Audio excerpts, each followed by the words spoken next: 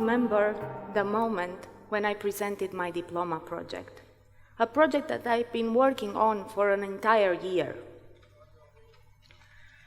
The topic, an airplane seatbelt for lap-held babies under 2.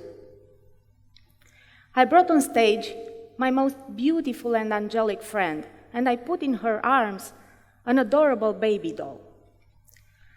I've demonstrated the risk on which the lap-held babies are exposed during the air flights, and I showed how my new seatbelt could save their lives. This image could snatch a tear from the most insensitive man. So you can imagine the result. I was rewarded with the highest mark and got great feedback from my colleagues and teachers. It felt great. It was everything that I dreamed of. I graduated top of my class from a prestigious university, and everybody was excited about my brilliant new product idea, and they were advising me to start developing as a business. You should patent this idea. You should find a manufacturer producing it and sell it over the internet. You'll be a millionaire, they said. But I was scared, really, really scared. I did my research, and I knew how difficult it is to bring innovation in the airplane industry. Air flight companies are paying millions of dollars to certify any new change that might affect the passenger safety inside the cabin. So how was I, a recent product design graduate, supposed to start a business in this field? I needed money for manufacturing, for distribution and marketing, but mostly I was alone. I needed a team. But this was not the only fear that I had. The question that was keeping me awake was, and now what? If I'm not going to build a business out of my diploma project, what should I do next? I knew that the job offers for product designers in an ex-communist developing country were close to none at that point. And I still remember the realistic but cruel words of my teachers who used to tell us, we know you're preparing to become a product designer, but there are no jobs out there, so you should get used to the idea that you'll do something else. So I was scared, and I didn't want to leave my country either and go work abroad. I had all my families and friends here, and I love my life, so I was in a big impasse. Until I decided to build a strong portfolio and publish it online. Not much time after, I got an email from a client who was impressed of my work and wanted to hire me for one of his projects. I was so excited. I responded him immediately, and I set a lunch with him. I presented myself as professional as I could, despite I was truly inexperienced in this. He was a French engineer who used to work for an innovation company and who dreamed to become a successful entrepreneur. He hired me immediately, and this was my only chance, and I took it. His optimism was contagious. He came here to work on a super expensive high-end dental meal with a local professor. And then he moved to China for manufacturing. I've always admired him for his ability to dream big, work hard, but mostly because he was not afraid of the unknown. He was willing to travel all around the world to connect with people and get the best results. So this got me inspired to become an industrial designer and start working with clients all over the world. During the last 10 years, I helped entrepreneurs and companies build a shape and image on top of their concepts. As a product designer, my biggest satisfaction was to see my concept designs brought to life and reaching the stores. But from tens of products that I was designing, maybe 5 to 10% were reaching the market. And although this was a realistic success rate in the entrepreneurial world, for me, it felt like a disaster. So with my morale down, I tried to see and search for other opportunities in the hardware industry. Although I was really scared on the idea of speaking in front of a room full of people, and as you can see, this hasn't changed until now, I started to pitch my idea, a design and innovation laboratory, to different events. In 2013, I met at one of these events the founder of Vector.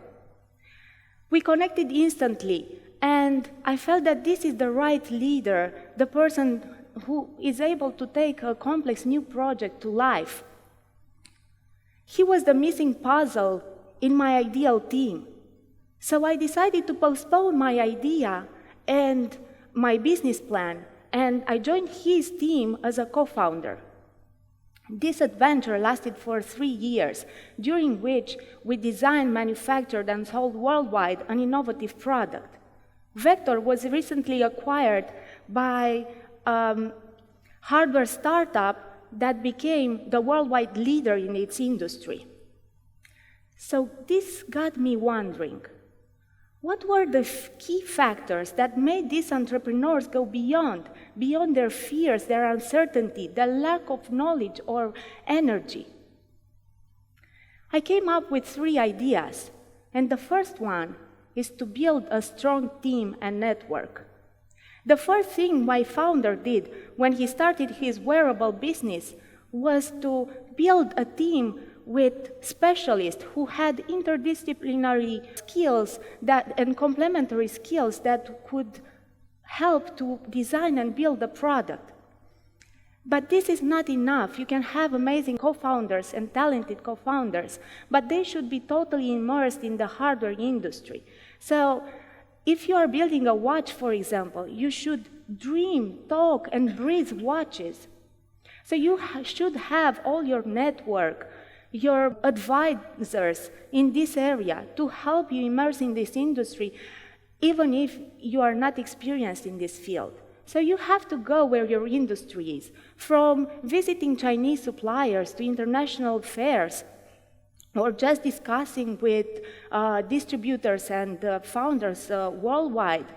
You have to be ready to jump on a plane every time an opportunity pops up, and you have to face the unknown. This takes us to the second key factor. That means to go international. I remember the first time when I visited the Chinese factories. We were under a huge time pressure, and our project was stuck because our lack of understanding of the manufacturing processes.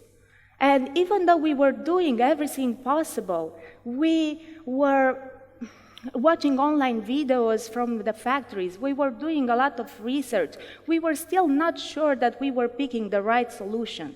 So when we presented this to our former CEO at that time, he just told us, "It's time for you to go to China and visit the suppliers.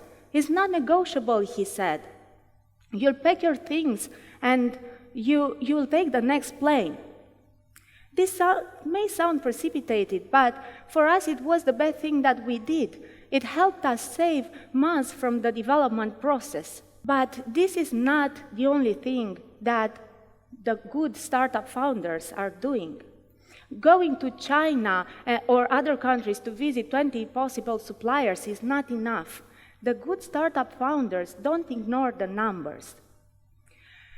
And as a general rule, everybody knows that making hardware products, physical products, is expensive. You need to consider the manufacturing cost, the shipping, the distribution, and the warehousing, but also the yield loss and the return rate after sales. Ideally, the manufacturing price should not be more than 20% from the total retail price. So if your factory is not able to give you a reasonable price, then you should work together to find solutions to cut down costs or search for a different supplier. I recently met a former client of mine who dreams to build a local factory. He was about to invest his lifetime savings in this, and he was speaking with so much energy and enthusiasm about his sustainable business approach. I want to build products that could last for 10 years, not only for 2 years as it happens now. And I'm sure that we can build cheaper products, but good quality, and have reasonable growth rate and margins, not like all these big corporations who only dream about profits. Wow, what a noble goal, I say. How can we do that? After we analyzed together the numbers, we realized we have no idea on how to achieve this idealistic approach. It's very easy to get enthusiastic about the concept and forget about the numbers. Actually, it's in our nature to seek for all the reasons that help us support our ideas, and because of this, we might miss the opportunity to see the potential pitfalls in a business plan. Creating a sustainable business, it's all about positive financial results, and despite all the value that we want to bring and the fact that we want to make the world a better place, we should just keep this simple thing in our mind. This sounds scary, right? Well, let me tell you a thing. Despite all the efforts, the uncertainties, and the realistic approach, there are not many things out there that could give you so much satisfaction as building and launching innovative products. And we have so many good examples around us. So if you have a valuable idea, don't ever miss the opportunity to bring it to life and make a difference in this world. Thank you.